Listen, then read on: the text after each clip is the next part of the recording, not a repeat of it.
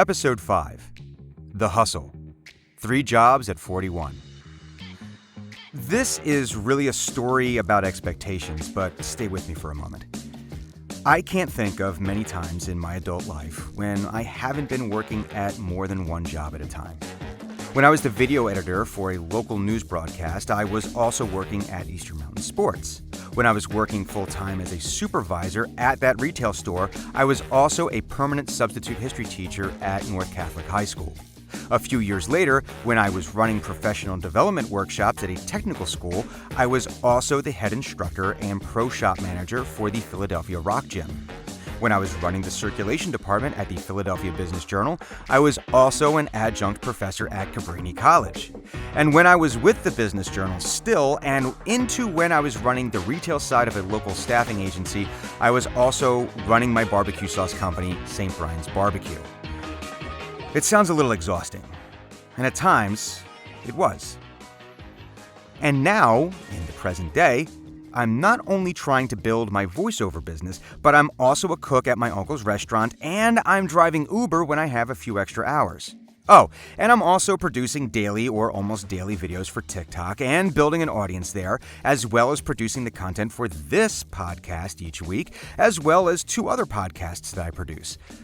Always be branding, right? It's part of the intentional serendipity that I mentioned in episode 4. You can go watch that. So, why am I doing this to myself? Well, for a few reasons. 1, I like being busy and creative and making things. I mean, I enjoy my downtime thoroughly when I have it, but even when I'm not working, it's only a matter of time before I'm visualizing a project I want to work on, like continuing to revise the novel I wrote, or a woodworking project I want to start in my workshop, or cooking something. Maybe it's a component of my ADD, but I'm always working on something. 2, I have to. I think there's a lot of people who can identify with the first point, so I won't belabor that one here. If you're someone who doesn't understand that need to be busy, that's perfectly fine too. We're all built differently, and one isn't better than the other. But that second point, what do I mean by that? This is the part that I think would or should resonate with anyone, regardless of when they decide or are thinking about executing on this, who is looking to take that first step in reinventing themselves and their career into something that brings them joy. I mean this. My goal is to do voiceover full-time. In order to realize that, there are a few milestones that I need to achieve. I need to finish at least my first round of coaching in each of the disciplines I've been recommended for, which are commercial, narration, and animation. And I need to have my demo reels professionally produced. Okay, so to complete these goals, I need money. Plain and simple. And as you know, who else needs money? Quite literally, everyone else. Oh yeah, those pesky things like food and water and shelter that all need to be paid for. So that's why I hustle. Each one of these jobs, the limited voiceover gigs I am getting, the cash I am earning from the restaurant and Uber, it helps contribute to the household bills, and I carve out a little each week and save for the coaching and demos. Now, I'm in a good position. My wife and I don't have kids, though we do have 2 dogs, one who has a vet appointment later today. She has a stable job that is able to cover most of the bills, and we don't have any real debt outside of my car payments and my student loans. I'm pretty handy and tech-savvy enough, so I was able to build out my first studio myself at minimal cost. Again, see episode 2 for those mistakes. We've had to cut back a bit, but we were never really extravagant spenders to begin with. For me, it's been curtailing my Starbucks and Wawa breakfast habit to once a week, max, and maybe grabbing a meal at the restaurant instead of at home. You may not be in the same position, and I completely empathize. Kids, bills, debt, required costs associated with getting into a new career, these can be major obstacles. You can't just wish them away. I would say that your hustle will need to adapt to these things, and I would still say that ultimately, if you can do this in a smart way, your family will be happier to see you doing something you love. You will bring that happiness into your home.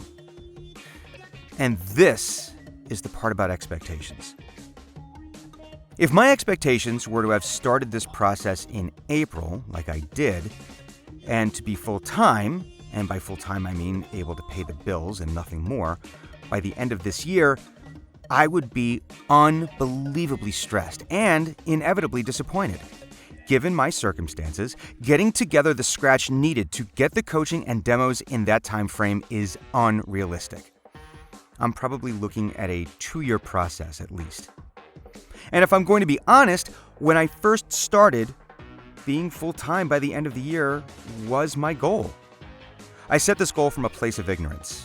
I didn't know what I didn't know, and I thought I had this thing sewn up, that I was much better at this than I actually was. Again, see episode 2 about the Dunning-Kruger effect. I really should do a whole episode just on that. When I realized that I was woefully unprepared and not ready, and that I was absolutely going to need to get coaching and get the demos professionally produced, and how much that was going to cost, in the neighborhood of $4,000, I felt like I hit a wall. I became distraught and frustrated and disillusioned with the process. I was stressed out, a ball of anxiety thinking about how I was going to need to work all of these jobs for who knows how long and maybe never achieve my goal. Then I realized that it wasn't the obstacles and challenges that were really stopping me. It was my expectations. When I made that adjustment, when I decided to be patient and have a much more realistic goal, I was able to make a new plan, and I realized that these obstacles were not insurmountable. It also made the challenge of needing to work these jobs less of a challenge and more of a process. This was a stepping stone, just something that needed to be done. I wouldn't need to work like this forever, and because I had a more realistic time frame in mind, I wasn't freaking out about how to save the money I needed. And notice, I didn't say deadline. I don't like that term in this context. When I was working for the news, we had deadlines. If I didn't have the video edited by a specific time, we could potentially have dead air, or we wouldn't have the video needed to support a story. Once that deadline passed, there was no going back. You can't put the milk back in the cow. The work needed to be done on time. With this, there is no deadline. If I say I want to be full-time by December 31st, 2020, and for whatever reason I don't achieve that, it's okay. Bad things don't happen. So I'm setting a time-specific goal, but if I don't make it, that's fine. I'll take a look at what's happening and adjust the time frame. I really think that using deadline makes for a bad psychological barrier, that if you use that term in this context and you don't hit your goal, that you are potentially setting yourself up for disappointment.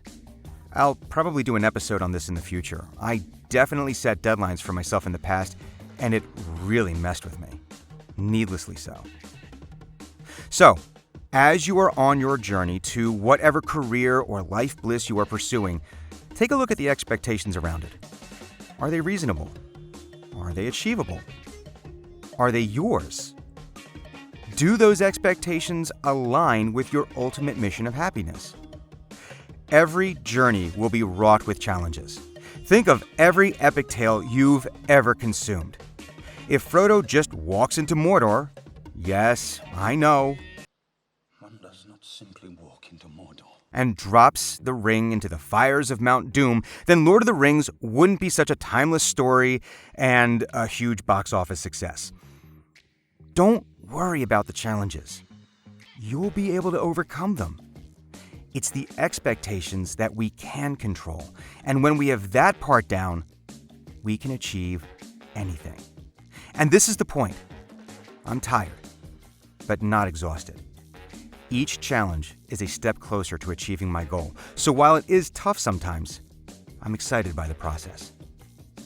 When this goal is achieved, I'll no doubt set another. And I'll probably start working my next side hustle. Anyway, keep at it. We're all in this together. Let me know how I can help you. Thank you for watching my vlog. If you like this content or you just like the sound of my voice, Please give it a high rating on whatever platform you're consuming this on, and please tell your friends. Or your enemies. I'm not picky.